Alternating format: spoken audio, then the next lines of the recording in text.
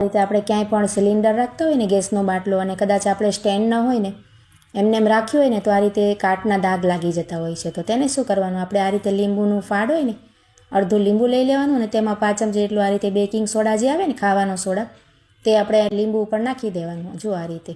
ત્યાર પછી તમારે ગમે એવા પણ કાટના દાગ હશે ને જમીન પર ક્યાંય પણ પડી ગયા હોય કોઈ પણ લોખંડની વસ્તુથી તો આ રીતે જો સરસ તમારે 1 જ મિનિટમાં સાફ થઈ જશે. તમારે ઘસવું પણ નહીં પડે અને વધારે મહેનત પણ નહીં કરવી પડે. કોઈ પણ વસ્તુ આપણે ના જોઈએ. જો એમાં આપણે સરફ સાબુ પણ નાખવાની જરૂર ન પડે અને વધારે કંઈ કૂચો વગેરે પણ લેવાની જરૂર ના પડે. જુઓ એનાથી જ બધા દાગ નીકળી ગયા છે.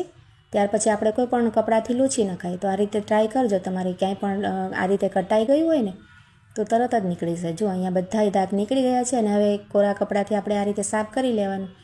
તો 1-2 મિનિટમાં જ આપણું આ કામ એકદમ સરસ થઈ જશે. જુઓ બધાય દાગ નીકળી ગયા છે. એક જરાક અમથું રહી ગયું છે ને તે પણ જતું રહેશે.